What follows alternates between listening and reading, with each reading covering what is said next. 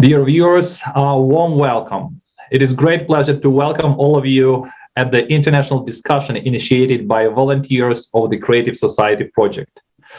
Today, we continue our conversation about some of the world's most important topics and how we, together, can really change our future for the better. On the 7th of May took place a global and unprecedented event, the International Online Forum Global Crisis, We Are People, We Want to Live. The information voiced during this forum is not something that you would hear in the mainstream media. Why?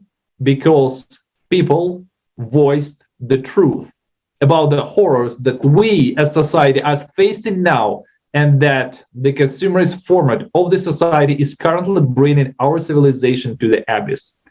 But we are people, we want to live, and we surely will not let that happen.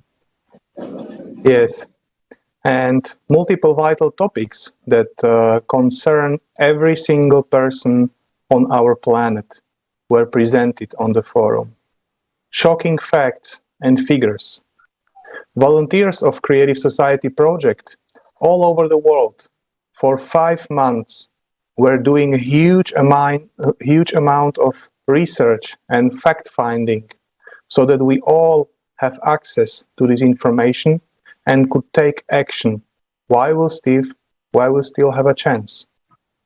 Yes, it might be difficult to watch some of the episodes of the forum, but if we fail to hear the truth now and make active, united efforts, tomorrow it may be too late. So, today we are glad to introduce our dear guests who decided to take this action. And our guest, Her Majesty Queen Dr. Uba Iwunwa, Ambassador General of World Aid Organization for Human Rights Canada, and Secretary General, World Accreditation of Human Rights, Nigeria. Welcome, Dr. Uba. And Erkinbek Omarov from Kazakhstan. Erkinbek is a manager and active participant of Creative Society. Welcome, Erkinbek. Здравствуйте. And before we actually begin our discussion itself, let's watch an episode from the Global Forum about the main enemy of the entire humanity.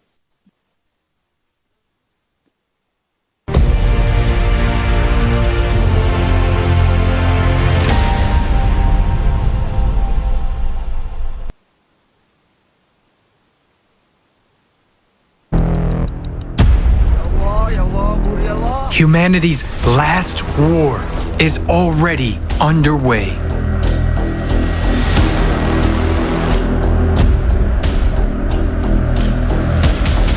The enemy is destroying everyone in its path. At first, I thought it was a bomb explosion. It's scary. It's very scary. Honestly thought that I was going to die. What was happening was like a nightmare. Everything was destroyed. I couldn't stand to see the corpse of a mother hugging her burnt child. My heart is breaking with pain. Our enemy is climate.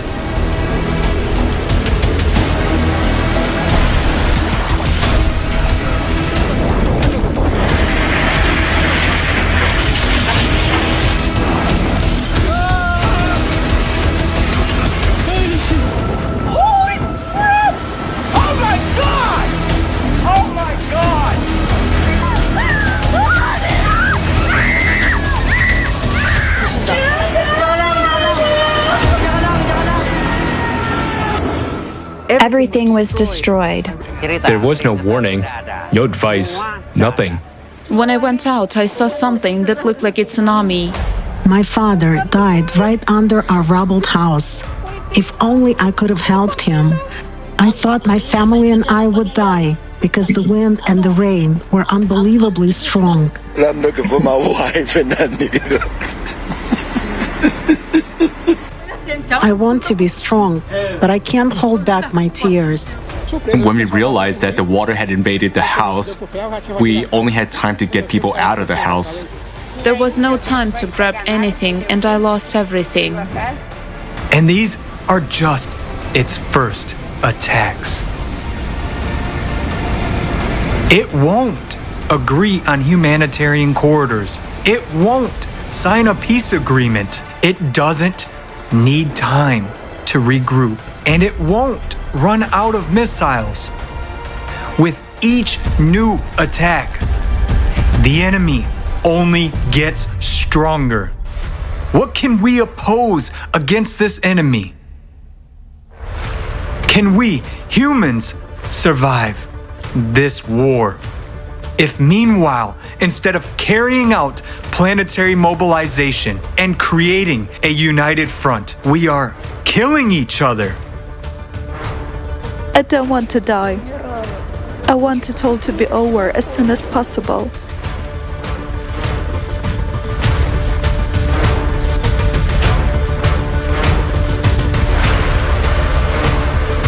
Suddenly the windows started shaking, and with the second one, everything exploded. They were actually burnt alive. The second bomb dropped.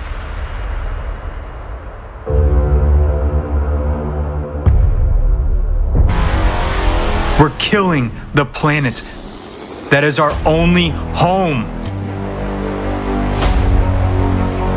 We are investing billions of dollars in pseudoscience and the business of a few. Instead of providing for life to billions, we are being artificially divided. We've been inculcated with hatred for one another, and all for the power of a few over the billions over us.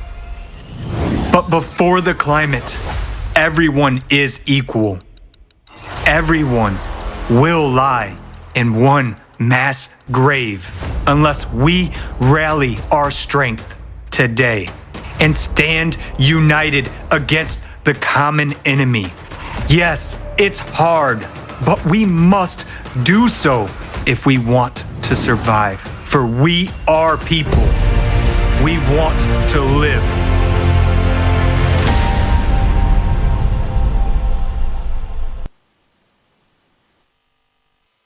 You know, no matter how many times I've watched such episodes, it is always very impressive. And this is the truth, without filters. This is the hard truth about the current consumer format of the society that we've been supporting for such a long time. While we are staying silent and not taking active actions for changes, we are simply accepting and supporting these atrocities to continue in our society. Right now, I'd like to address the first question to you, Dr. Uba. Share with us your opinion. Climate does not recognize human rights. And regarding the forum, what is the information that really opened your eyes? What topic really touched you from the forum? Please share it with us. Thank you. Thank you very much. I watched the video. It's just heartbreaking. And let me start by saying thank you for the team of volunteers that put this video together. It's an eye-opener. The information in the video is a wake-up call for humanity. The topic itself, global crisis. We are people. We want to live. It's the cry for help. It's the cry of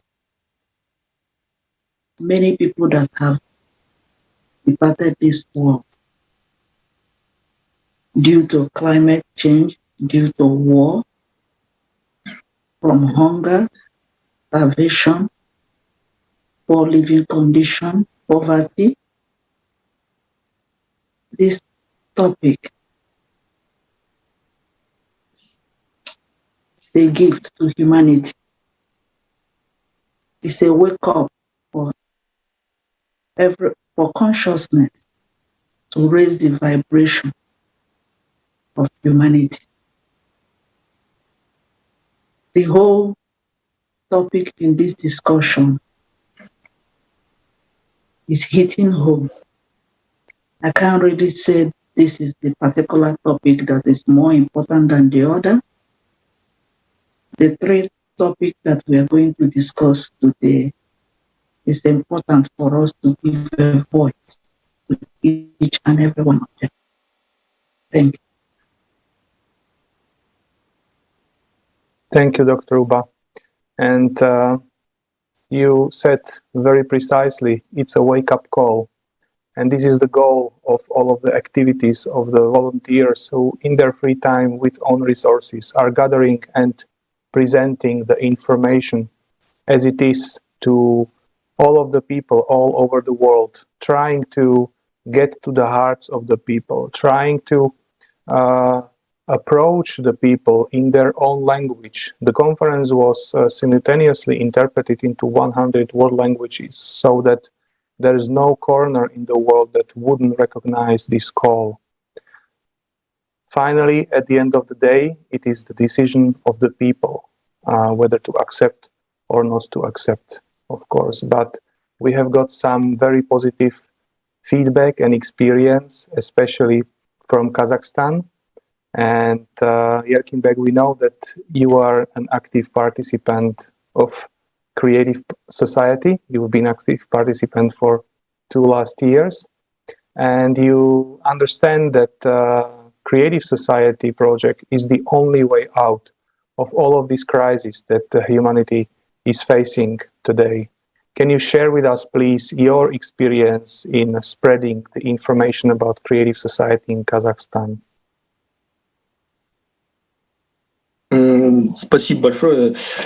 Thank you for introducing me. I am also joining the words of gratitude to Iwunwa and to all participants of the Creative Society project, because really all the expert scientists who, with the help of their works and scientific works and with the language of facts, have shown people that the climate changes, well, are not a joke at all, that climate changes, they're happening not just somewhere else, but this is an increasing process, and that we, all humanity, in order to survive, we have to get united. We should get united. And we should get united in the Creative Society. We should give birth to the idea of the Creative Society. Only then we can become a civilization. We can find the ways out. We will have all the science discoveries for the people, because if we have the scientific potential, just focus on one point, right, we will have ways out, because we have such hazards that humankind has never encountered before. And this is firstly about getting united.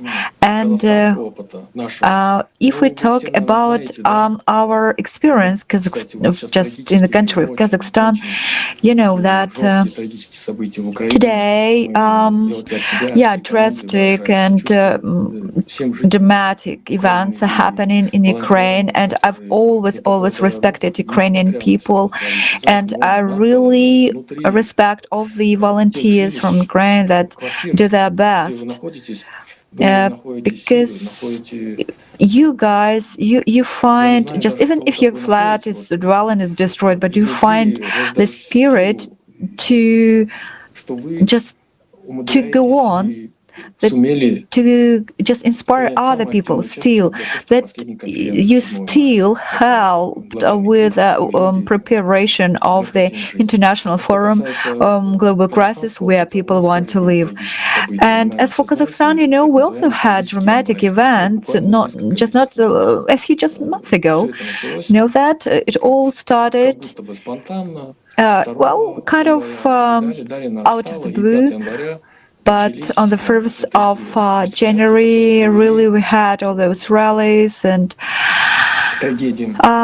which led to tragedies, not only in Almaty, the capital of Kazakhstan, but also in many other countries of Kazakhstan. Some, organizations or powers, how can we call them, they organized it such a way that people were just marching along the streets and, these events, they took many of people's lives. But what is the outcome? What is the outcome of that? It gave us, people of Kazakhstan, an opportunity to look at ourselves kind of from another perspective. And we saw so clearly the just embodiment of the consumerist format of society and what was happening in the streets. And we, as volunteers, of course, we talked with people. We talked about the way out, about just how to survive, how to live decently. It's the Creative Society project. And we did our best to inform as many people as possible. But I would say that this informing, right, the first important stage of building the creative society, it was kind of at the same time, not so main trend. But after those dramatic events, in Kazakhstan, we understood that we cannot live without the creative society.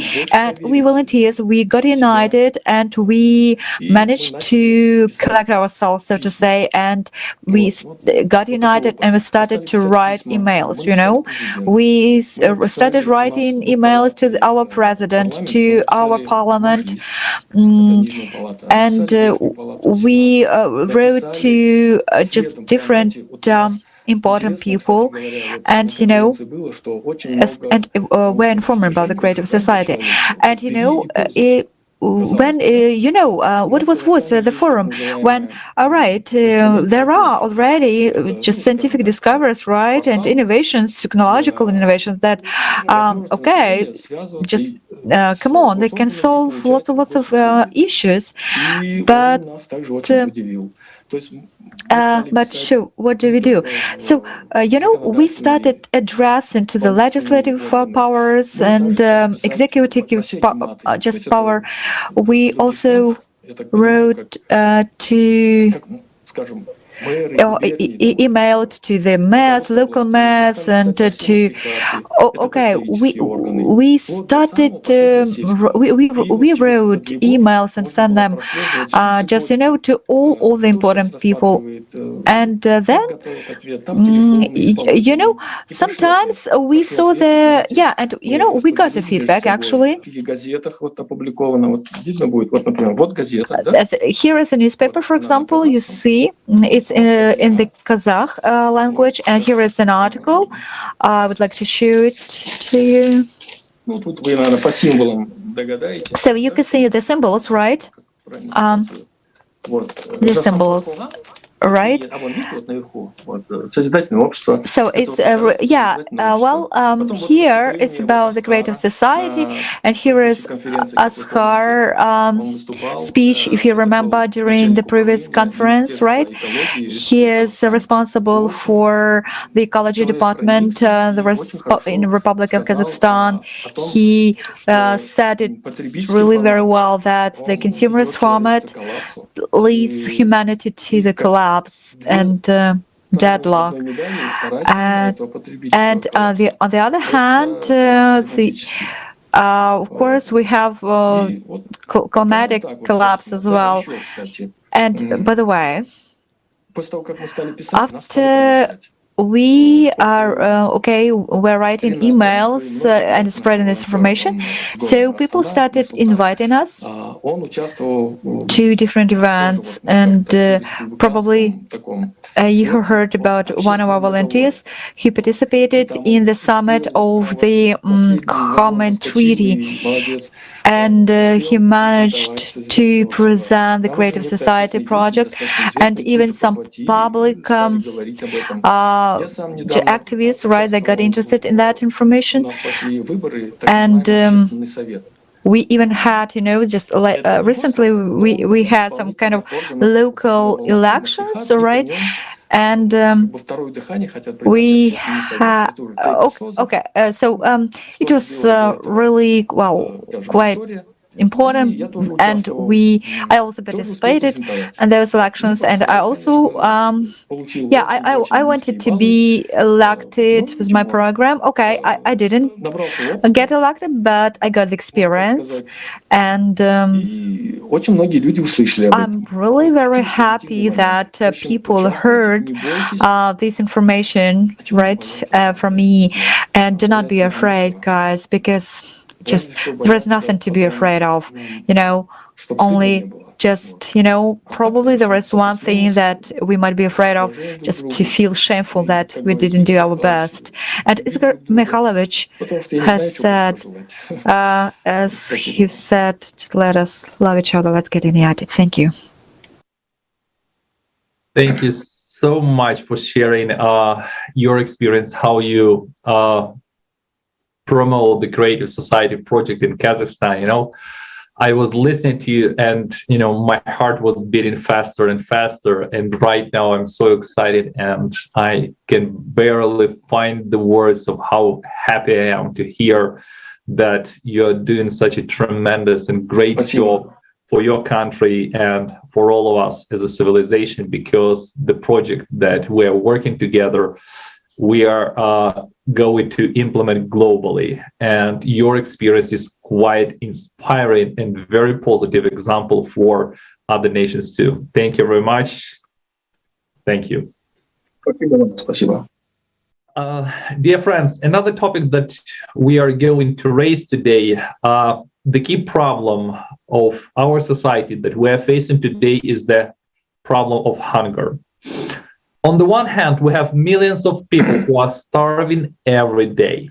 And on the other hand, we have millions of tons of food which are thrown away. In order to get a better picture of the complexity and severity of this issue, let's watch together right now an episode from the Global Forum.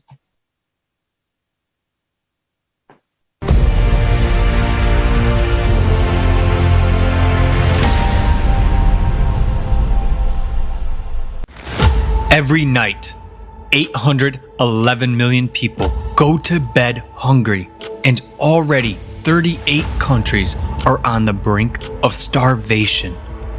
We live in times of instability, pandemics, economic crises, climate disasters, military conflicts. They put millions more people on the brink of starvation. Are you sure you won't be among them? In the consumerist format, no one is secure against starvation these days, but it is such an absurdity. Why? Let's take a look at the technology that already exists. One of them is vertical farms. They have great advantages compared to conventional farms. They produce 300 times more food and up to 30 yields a year. They consume 95% less water and 80% less soil. They make it possible to grow various crops all year round without using pesticides. They don't depend on weather or location and require minimal logistics costs. Harvesting is possible even in Antarctica. Aquaponics. It allows simultaneous breeding of fish and cultivation of vegetables in a single closed cycle. Fish waste fertilizes plants, speeding up their growth by 40%. It is environmentally friendly and can operate in a virtually waste-free way without polluting water bodies. It doesn't involve pesticides and consumes 10 times less water. Yields from 1,000 square meters of land by this method equal to yields from 2 hectares of fields and 20 hectares of ponds. It can be applied in the tropics or an arid desert, and even on the roof of a skyscraper. Humanity has already learned to print food on a 3D printer and to grow fish and chicken meat from cells. Even food made of air is no longer science fiction. A Finnish company is building a factory to produce flour from air and has won the first stage in a competition to provide food for space missions to other planets. We have shown only a few examples of technology, but even they can already resolve the problem of hunger once and for all. Development and introduction of such technologies in the infrastructure of cities will provide people with food everywhere, regardless of crises and disasters. It will make the process of growing food products independent of climate, weather, location, soil fertility, or even logistics. In consumer society, hunger is a prospect for everyone. In the creative society, not a single person in any country of the world will go to bed hungry. It will be up to us, people, to jointly decide which scientific discoveries to implement first, while openness and transparency of information in the creative society will make it possible to ensure reliable control over implementation of our decisions. We really want to live in the creative society. And what about you?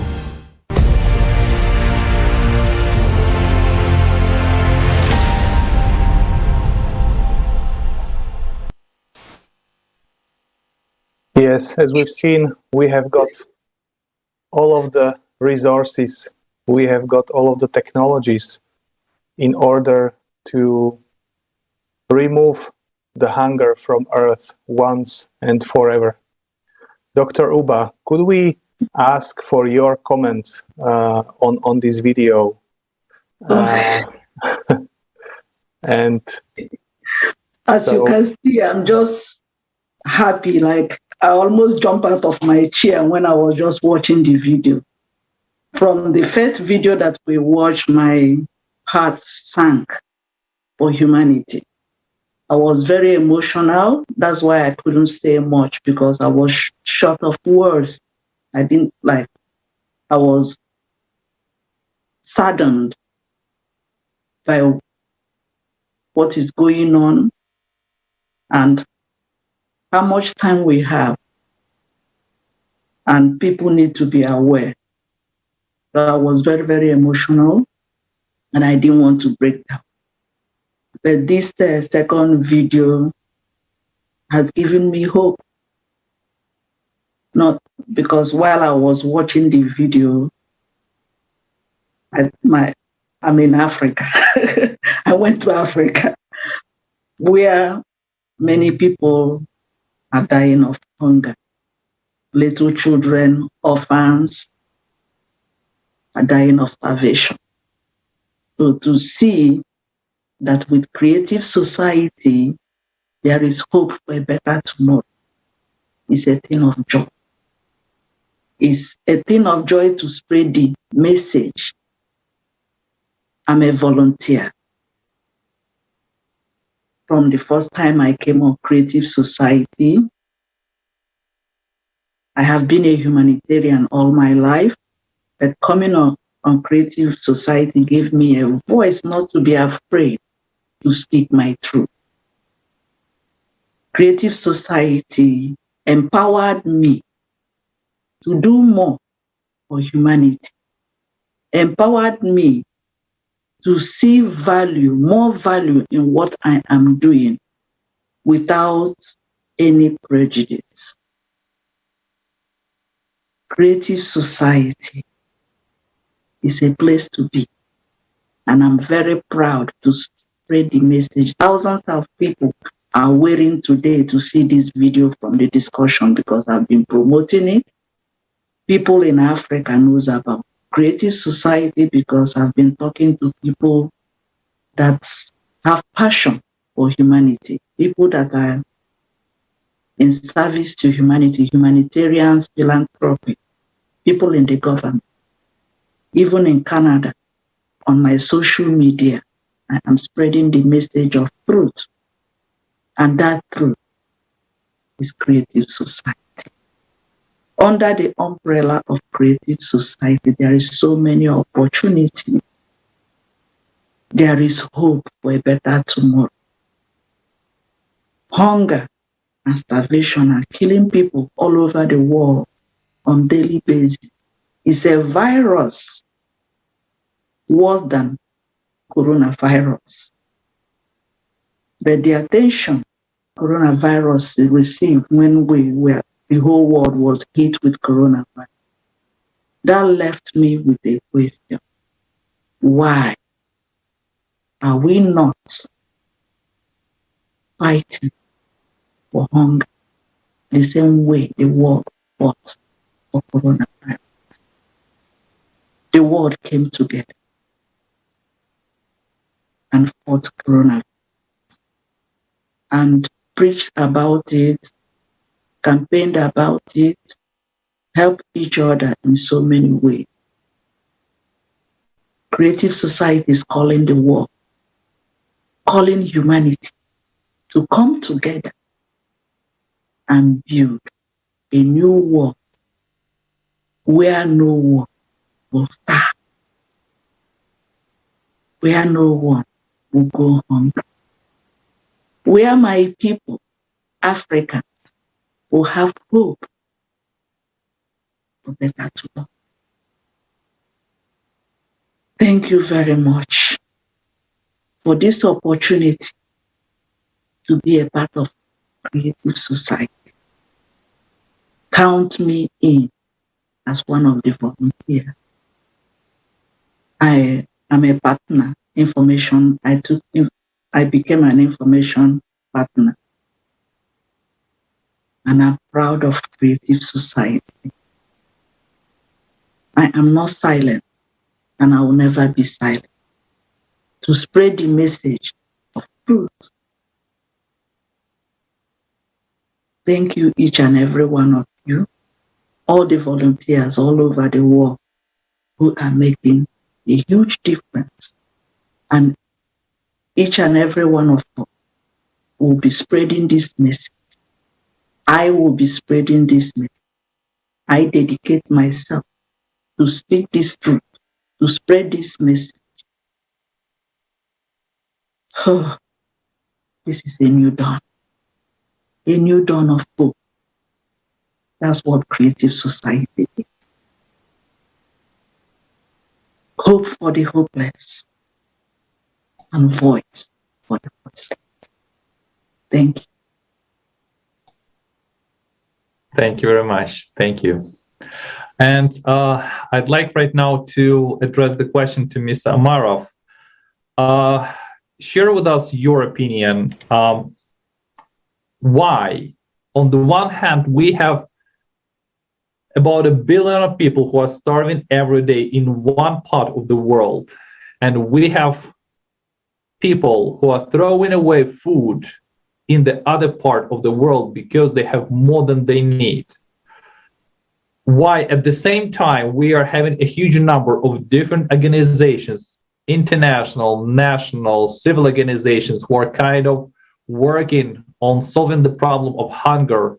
However, the problem has not been solved yet.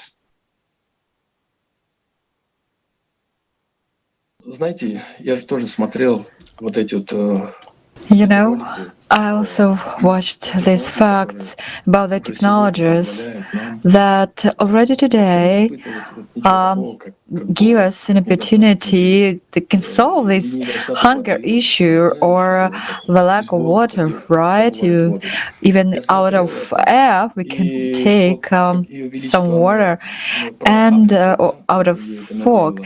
And I saw really, you know, when I was watching the video about one of African districts, you know, it just reminded me of my childhood years when, you know, when I was a small boy. My friends and I, we really did not have any lack of just in food or water. There was really everything around us, and we just had all our needs accomplished. But you know, I know that all our material issues, okay, they are finite, and as you know, as well as this water issue, lack of water issue, right? I do not believe that all these national leaders, they're really solving this issue. They kind of ignore the true reason for this phenomenon. They do not accept, they don't want to accept the fact that the reason for climate change is the cyclicity, right? That really everything is interconnected, and all these scientific discoveries and innovations, well, it sounds ridiculous, right? So answering your question, Konstantin, it's again all happening, all these problems we have today, they're just because of this consumerist format of society. Because if, for example, the rich people write different entrepreneurs and so on, well, they have these treaties, right? And the main idea there is that the main mission is profit, gaining profit. So I remember when I also kind of made such treaties, right? I was kind of feeling not quite comfortable because why do they just say that the main goal of a business, right, or anything, entrepreneurship is just profit? Okay, well, it's of course understandable, but in fact, everything is focused on gaining profit nowadays in our consumerist format of society. But how one gets this profit? Well, it's kind of we all close eyes to that, because when money is the main value in the society, then of course we'll have such issues as hunger, like water, and all the scientific discoveries, innovations that should be already implemented today. But if we take it honestly, yeah, this should be implemented. But again, the consumer society, they again made privilege of those innovations as well, again gaining profit for them. I do not believe that's only for example, well, it's typical for Kazakhstan. I believe it's typical for all the countries. And I must also confess to you that long time ago, when my mom my mom had lots of magazines just about science, that knowledge is power and everything, right? And well, and one of the magazines had the information about the Sumer civilization, and I remembered when I found out that information, I got this feeling for, feeling of pride for humankind, that the Sumer was such great people, that they had such a law that the leaders of their society said that they should be taking care of people, their health, their well-being, should take care of people's needs. And then when I became a volunteer of the Creative Society project, I understood so that actually the Sumer civilization was not that good. I mean, because it should be kind of, shameful that during 6,000 years since the Sumer times, we have not quite reached anything worth. Because even when, have such issues today as people trafficking or slavery and people existing in cages, and because all the reason for hunger, what used to be 6,000 years ago or today is, again, money, and a human life costs nothing in the consumer society. That is why it is really very urgent that we should build the creative society. We should there is no other alternative on this one, the creative society. Thank you. Thank you so much. Thank you so much. Yes, and you are absolutely right. Since 6,000 years, the value of a human life is being assessed based on the amount on the bank account. Maybe then there wasn't any bank account, but the point is that in today's society, money is on the first place, and a human value does not mean anything.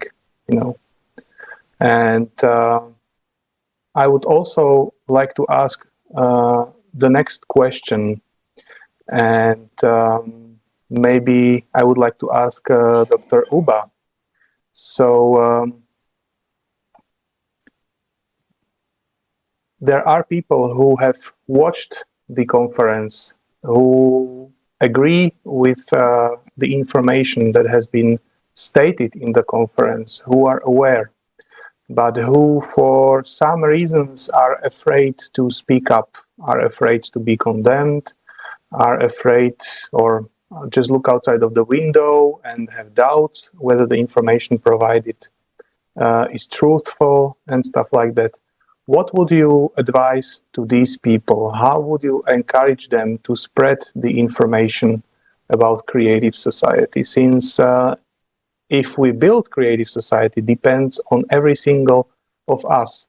And unless we pass the first stage and inform every single person so that at least 50% of population of a particular state support creative society, we won't be able to change anything. So how would you encourage, how would you motivate these people to speak up, to not be afraid? Thank you. Like I said before about consciousness, there are awakened souls. It's their job to wake other people.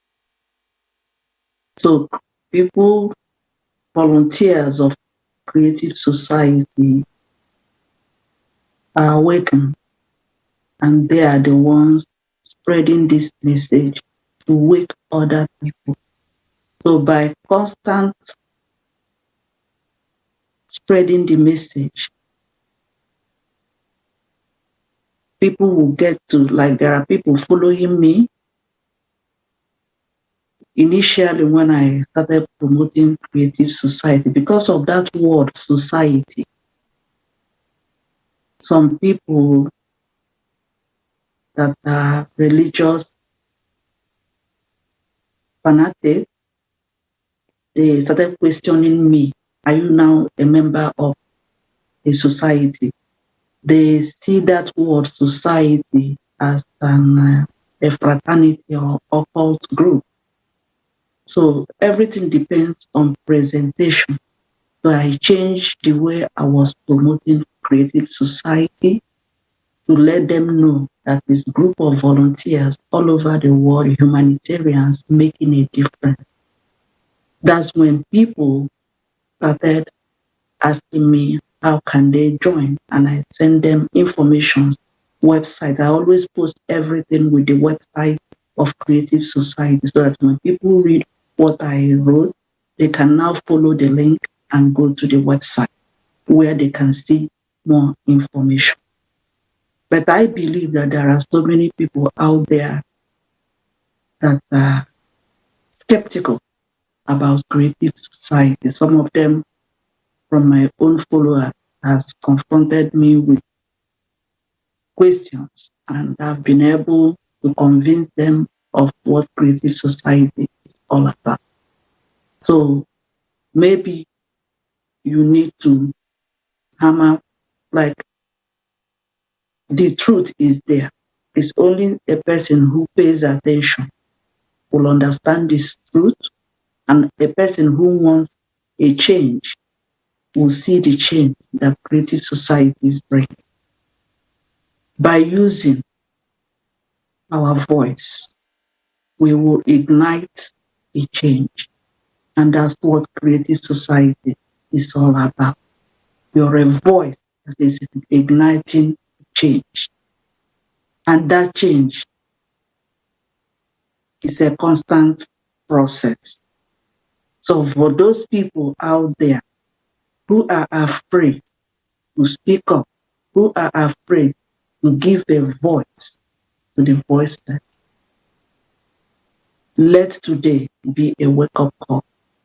Let the videos that you have watched about the climate change be a wake-up call to see that humanity is in trouble. The generation unborn, is our duty to wake up, to rise up, and do something to save not only our own generation, but the generations unborn? What will be the legacy that you want to leave behind? If you keep your mouth shut and be afraid of speaking your truth, what is the legacy are you going to leave for your generation unborn? It's time for you to rise. It's time for you to speak up. It's time for you to say your truth. Each and every one of us came into this world with a purpose. What is your sole purpose? It's time to look yourself in the mirror and tell yourself the truth. Start speaking your truth to yourself. Look yourself in the mirror and ask yourself a question. What is my sole purpose on earth? Why am I here? When you find out your purpose, you will no longer be afraid to say your truth, because it's your God-given right to speak your truth. When you look yourself in the mirror, ask yourself, what is the legacy that I want to leave behind when I'm gone, for generations unborn? It's time for you to rise. It's time for you to speak your truth. You have the right to speak your truth. Creative Society is giving you that voice. Creative Society is giving you that right. Come on this platform. Don't be afraid to speak your truth. If you know who I am, look me up online. You can inbox me. I will help you to come on board, to join Creative Society. It will cost you nothing, only your voice and your truth. Everybody out there, we all need to speak our truth. We all have the need to save humanity, to save our world, to make our world a better place. This world is ours to take care of. This world is ours to save by sitting in silence. You are not saving humanity. You are not doing the work you are here to do. We are caretakers of this world. By sitting in silence, you are not a caretaker. By living well, knowing fully well that there are other people who are in trouble, who are suffering, who are starving, and you're living for yourself. What is your conscience saying to you? When you wake up every day and you look at yourself in a mirror, what do you see? What is your purpose on earth? What is the legacy that you are leaving behind? This is a wake-up call for each and every human on earth to listen to Creative Society, to pay attention to Creative Society, to save our world, to save humanity. Thank you very much. Thank you, Dr. Uba. Very inspiring. And indeed, what is the legacy that we leave after us? Let's just imagine how we will be looking into the eyes of our kids. What will we tell them? I'm sorry I couldn't do anything? Or will we hear our children telling us, thank you for creating a wonderful world for us? So I absolutely agree with you. And I would also like to ask the same question to Erkinbek. What would you recommend to those people who still have doubts, despite they are aware about all of the information, they watched the conference, but are afraid to speak up, to talk to their friends just in the streets or to unknown people? What would you advise them?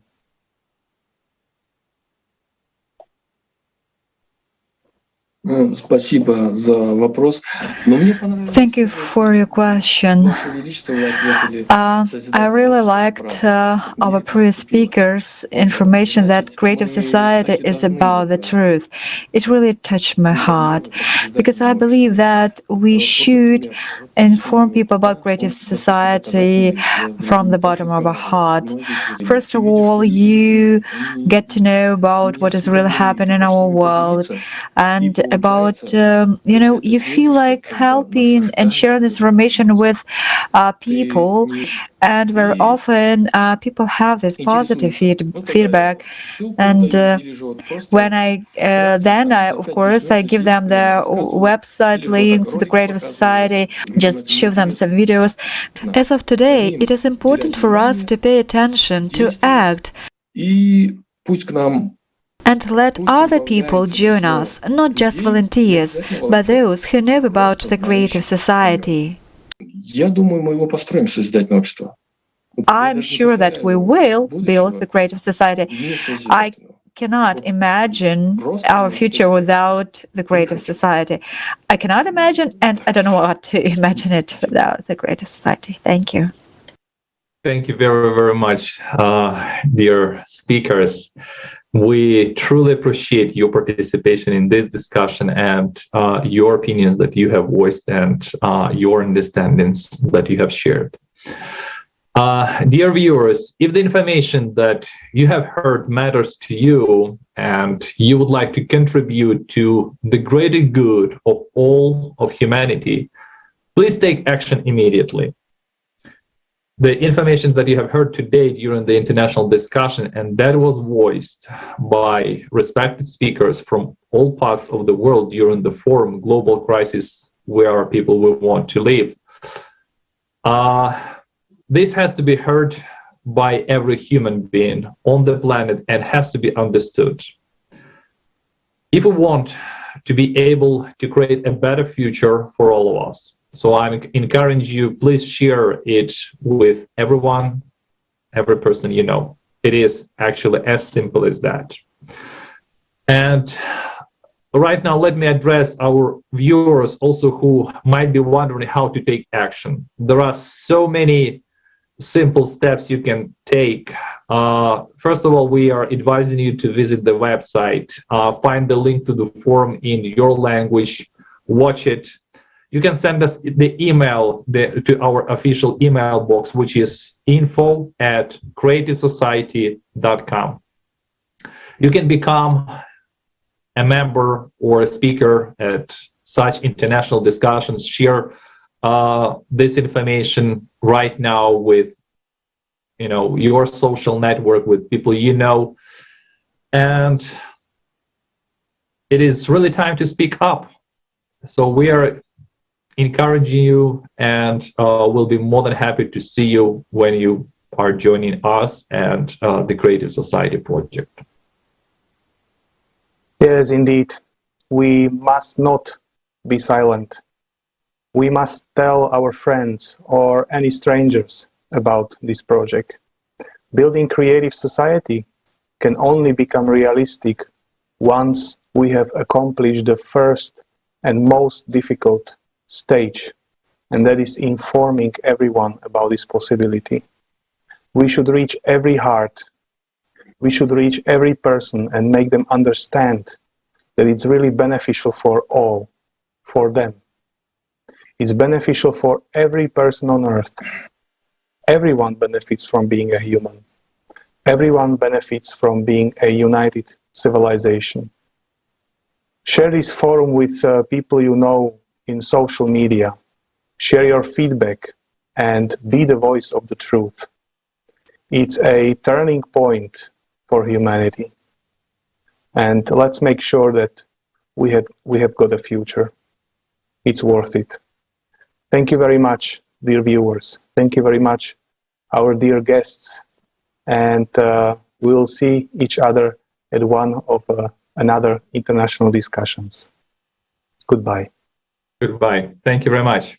Обязательно увидимся. Спасибо вам большое. We'll see each other by all means. Lots of thanks, dear friends. Lots of thanks. До свидания.